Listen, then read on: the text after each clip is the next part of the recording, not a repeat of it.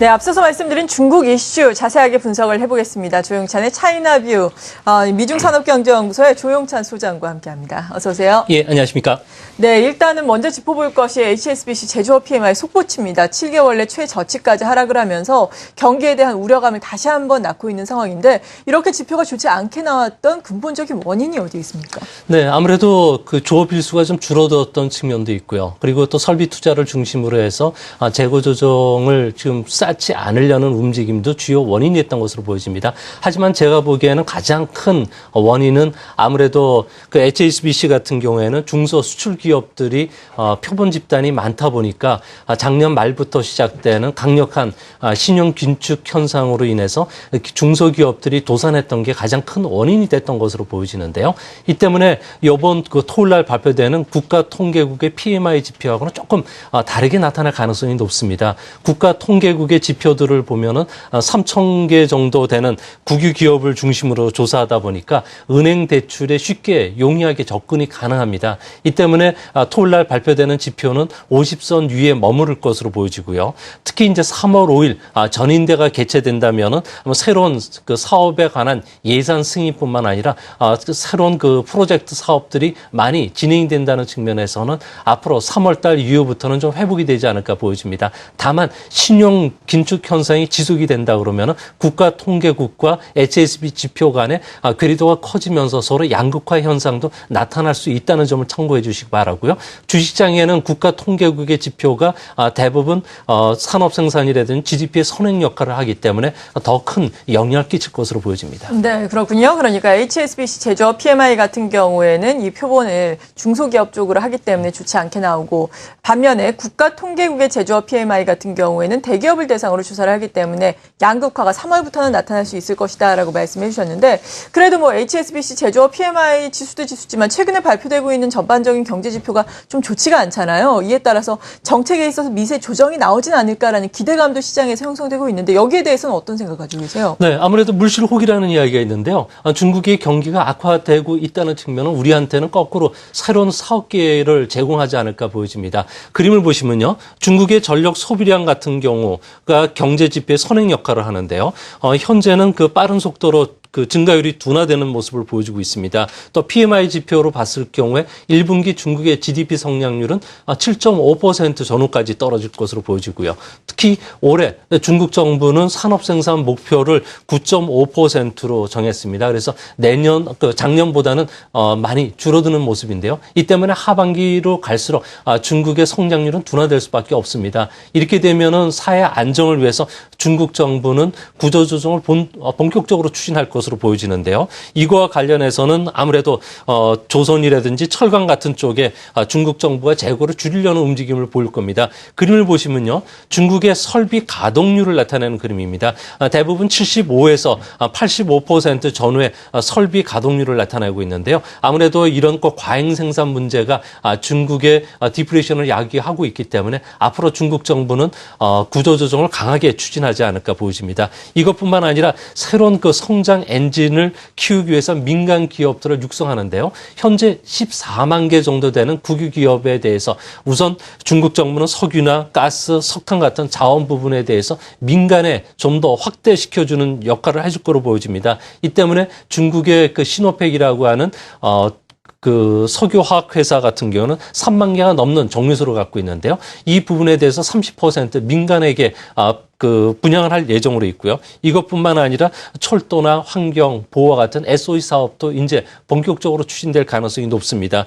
이뿐만 아니라 새로운 소비 대책으로 인해서 신에너지 자동차, 그리고 4세대 이동통신, 그리고 한전혀 정책 완화, 그리고 도시화라든지 스마트 시티와 같은 다양한 사업들이 좀 나올 가능성이 높기 때문에 이런 부분들은 오히려 경제 지표가 안 좋아졌다고 해서 비관하지 마시고요. 오히려 새로운 기회가 될 수 있다는 점을 증시에서 종목을 찾는 그런 기회로 이용하시는 게 좋지 않나 보여집니다. 네, 정말 여기에서 또 새로운 투자의 아이디어를 얻어봐야 되겠습니다. 그리고 지난주 같은 경우에는 중국의 인민은행에서 유동성 환수 조치를 또 취하지 않았습니까? 이러한 조치가 나오게 된 특별한 이유가 또 있었습니까? 네, 중국에서는 1금융권, 2금융권 금융권, 상금융권을 합친 신규 대출이 무려 1월 달에만 하더라도 450조 원이 넘게 풀렸습니다.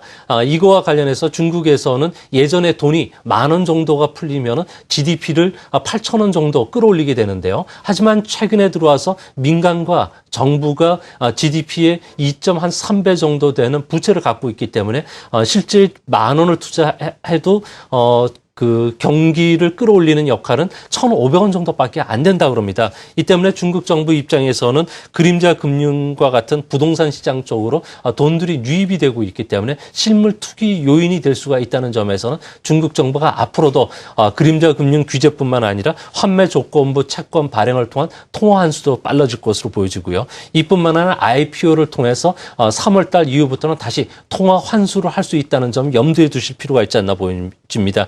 이 때문에 아마 이런 흐름이 증시에는 좀 악영향을 줄 가능성이 높아 보입니다. 네. 그리고 앞서서 저희가 2부 문을 열 때 말씀을 드렸던 중국의 주택 가격에 대해서도 좀 여쭤보겠는데, 일단 70개 대도시의 주택 가격이 전년 동월 대비해서 9.6% 상승한 것으로 나타나고 있습니다. 일각에서는 여전히 부동산 버블에 대한 우려감이 일고 있는 가운데, 또 앞서서 전해드린 것처럼 또 일각에서는 그래도 상승률 자체가 좀 둔화가 됐기 때문에 안정화 신호가 나타나고 있다라고 비교적 긍정적으로 해석하는 시각도 있는데 어떻게 봐야 될까요? 네, 중국 경제 지표를 보실 때 주식시장의 선행 역할을 하는 게 전월 대비라든지 직전 분기 대비로 움직입니다. 네. 이 때문에 중국의 주택 가격들 같은 경우에는 전년 동월 대비로는 상승했지만 전달 대비로는 상승폭이 상당히 둔화되고 있다는 점이죠. 특히 하락 도시들이 많이 나타나는데요. 항저우라든지 하얼빈이라든지 온주시 같은 경우에도 계속 악화되고 있는데요. 이들 지역을 이제 중심으로 해서 2, 3선 도시, 앞으로 이제 4선 도시까지도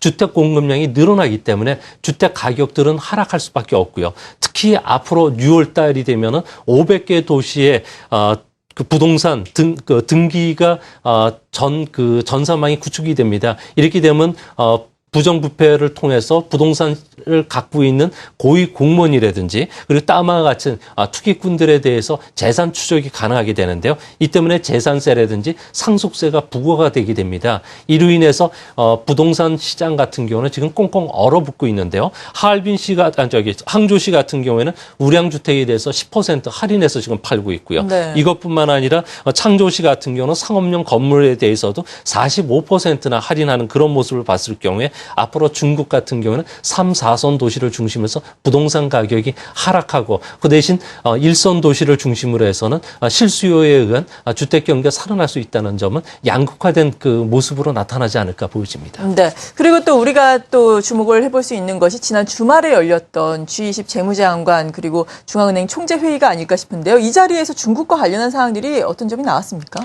네, 중국과 관련해서 선진국들이 주문한 사항은 수출을 통해서 성장 동력을 삼지 말라는 이야기고요. 또한 경상수지 흑자가 세계 무역 불균형을 일으킨다는 점, 그리고 중국의 신용위험과 관련해서 억제를 줄 필요가 있다는 점, 그리고 위엔화 국제화와 관련해서 조치를 취하라고 강조를 했던 것으로 보여집니다. 이 때문에 중국 정부 입장에서는 지난주서부터 환매 조건부 채권 발행을 통해서 신용 억제에 나서고 있고요. 앞으로는 위엔화와 관련해서 환율 변동폭을 확대시켜 줄 것으로 보여지는데요. 이거와 관련돼서 지난주 금요일부터는 상하이 자유무역 시험구를 통해서 금융기관들이 자유롭게 위엔화의 국제 거래가 좀 시작이 됐습니다.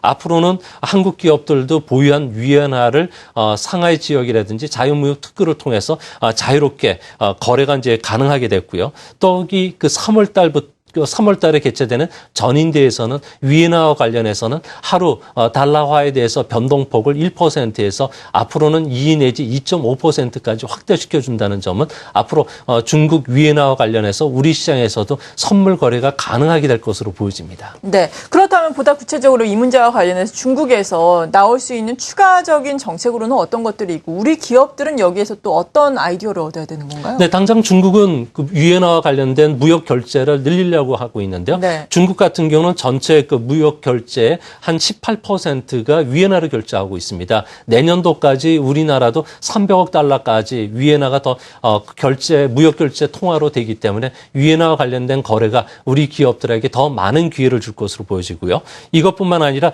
중국은 지금 현재 23개국과 2조 한 4천억 위엔 정도 통화 스와프 협상을 체결을 했는데요. 앞으로는 이 부분이 더 늘어날 가능성이 높습니다. 그래서 무역과 직접 투자와 관련해서 위엔화로 투자하는 시대가 이제 도래한 것으로 보여지고요.